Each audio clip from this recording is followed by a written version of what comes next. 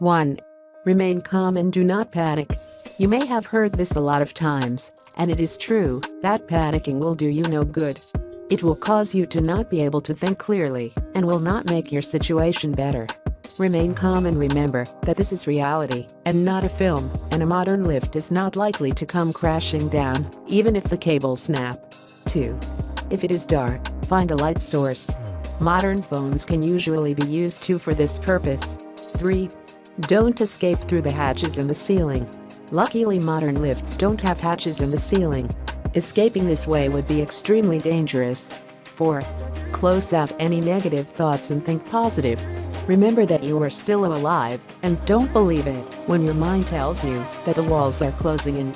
They are not closing in, they will not close in, and you can still breathe. Just keep it in mind that elevators usually have cameras, so don't do anything which looks stupid and you will regret. Imagine what people would think when they view the tape. 5. Press each of the floor buttons one by one. Then, try the doors open button. If none of the buttons works, the lift is broken, and you need to let someone know about it. 6. Look through the gap between the doors of the lift. If you can see light between the doors, the lift has stopped near a floor, and you should be able to shout for help and be released, as the doors can be opened with a key. Do not try to force the doors open yourself.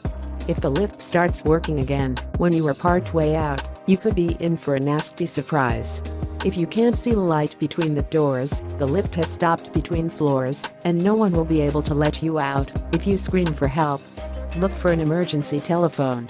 If there is no telephone, there should be an alarm button. Press this repeatedly. Eventually, someone should hear you and get help. If it seems like no one can hear you, don't give up hope. Keep pressing the button and know that you will be rescued. 7. Check the time. If you have waited for more than half an hour and nobody has come to get you out, shout and bang the inside walls of the lift. Take off your shoe and bang with that. If there are still people in the building, you must get their help before they leave for the night. If everyone has left the building and no one is responding to you, then you'll have to accept that you will be in the lift overnight.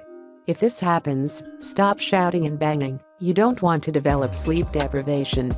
You are probably tired by now. Make yourself as comfortable as possible and get some sleep to save your energy.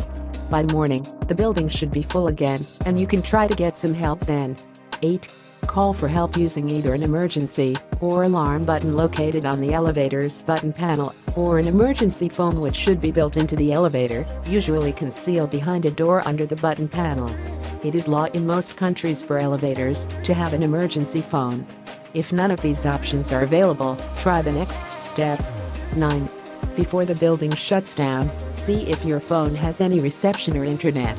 If you do have reception, call emergency services. Explain your situation and ask for help. Tell them the address of the building you are in and between which floors you are stuck. If you have Wi-Fi connection, contact a family member or friend. You can go on Facebook and ask a friend that you know will believe you. Tell them that you are in an elevator that has stopped working and ask them to contact emergency services and explain your situation to the police or fire department. Don't forget to tell them what the address is of the building and possibly which elevator you are stuck in. Now, just wait patiently